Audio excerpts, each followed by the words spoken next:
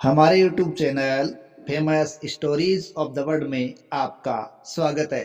आज हम बात करेंगे मुगल काल के सबसे क्रूर शासक के रूप में जाने जा रहे औरंगजेब के बारे में, औरंगजेब के जीवन के बारे में या उससे जुड़ी विशेष घटनाओं के बारे में।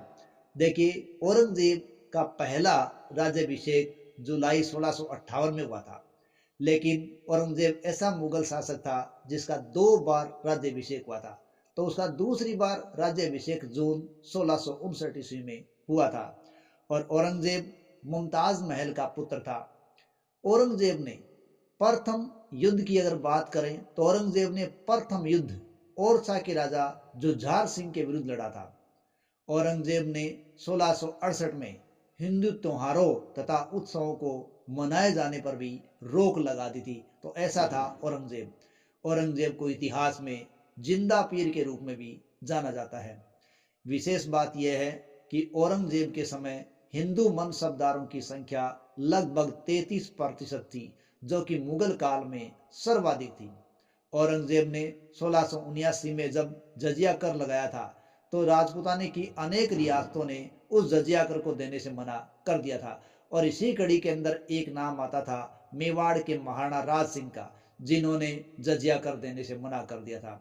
और इसी कारण मेवाड़ और मुगलों का संघर्ष भी हुआ था।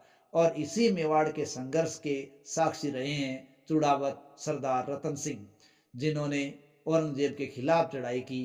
और इसी चुड़ावत सरदार की पत्नी हाड़ी रानी ने अपने पति का युद्ध के अंदर मोह भंग नहीं हो, इसीलिए अपना शीश काट कर उनको निशानी के रूप में दे दिया था। तो वो घटना भी औरंगजेब के काल की, उसी के साथ युद्ध की घटना है। औरंगजेब के समय चूड़ामल ने भरतपुर में जाट साम्राज्य की स्थापना की थी, जो एक अपने आप में एक बड़ा महत्वपूर्ण कार्य था। औरंगजेब ने सिखों के गुरु तेग बहादुर की भी हत्या करवाई थी। इसके अलावा औरंगजेब ऐसा शासक था जिसने कुरान पर आधारित शासन चलाने का पूरा प्रयास किया था। आमेर के शासक थे इस समय जयसिंह। उन्होंने जजिया कर हटाने के लिए औरंगजेब को अपने 2 क्षेत्र आदलपुर और बदनौर के क्षेत्र दे दिए थे। औरंगजेब ने हिंदुस्तान को दारुल हर्ब से दारुल इस्लाम बनाने का प्रयास किया था। गोलकुंडा के शासक थे अबुल हसन और उसी के मंत्री थे मदन्ना और अकन्ना। ये भी औरंगजेब के समय की बात है। औरंगजेब के द्वारा ही शिवाजी को जयपुर भवन, जो कि आगरा में था, वहां पर कैद किया गया था। लेकिन औरंगजेब की कैद से शिवाजी बस निकलने में कामयाब हो गए थे। गोकुल जाट के नेतृत्व में मथुरा के जाटों ने औरंगजेब के समय ही औरंगजेब के खिलाफ 1669 में विद्रोह किया था। औरंगजेब के समय ही राजा राम ने सिकंदरा में, आगरा में अकबर के एक मकबरे को लूटा था और उसकी हड्डियां निकाली थी।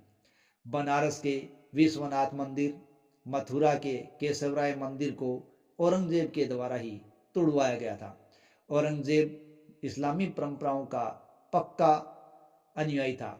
उसने अपने दरबार से नाच गान बंद करवा दिया था और उसके समय नाच गान बंद करवाने से जो नाराज लोग थे उन्होंने संगीत का जनाजा निकाला था। और औरंगजेब ने उनको कहा था कि इसे इतना नीचे दफना देना कि ये वापस निकल कर न आए। इस प्रकार इतिहास में औरंगजेब ऐसे शासक के रूप में भी चर्चित है जिसके समय संगीत का भी जनाजा निकला था। औरंगजेब ने अपने दरबार से हिंदू परंपराओं, तुलादान, जोरखादान आदि को भी बंद करवा दिया था। इसके अलावा उसने सिक्कों पर कलमा खुदवाना भी बंद करवा दिया था। इसके अलावा औरंगजेब ने शरीयत के खिलाफ लगने वाले लगभग 80 करों को हटा दिया था। औरंगजेब ने 1660 में बंगाल का सूबेदार मीर जुमला को बनाया था और कहा जाता है कि मीर जुमला ने ही आसाम के अहोम राजा को 1662 में मुगलों से संधि करने के लिए मजबूर कर दिया था। और एक बात यह भी इतिहास प्रसिद्ध है कि मीर जुमला के माध्यम से कहा जाता है शाहजहां के पास कोहिनूर हीरा पहुंचा था। 1707 में इस जिंदा पीर कहलाने वाले, कट्टर कहलाने वाले औरंगजेब शासक की मृत्यु हो गई थी और फकीर बुरहानुद्दीन के मकबरे के आंगन में ही उसे दौलताबाद में दफनाया गया है। तो इस प्रकार ये थी औरंगजेब से जुड़ी कुछ विशेष बातें जो कि जिंदा पीर इतिहास में दर्ज हुआ है।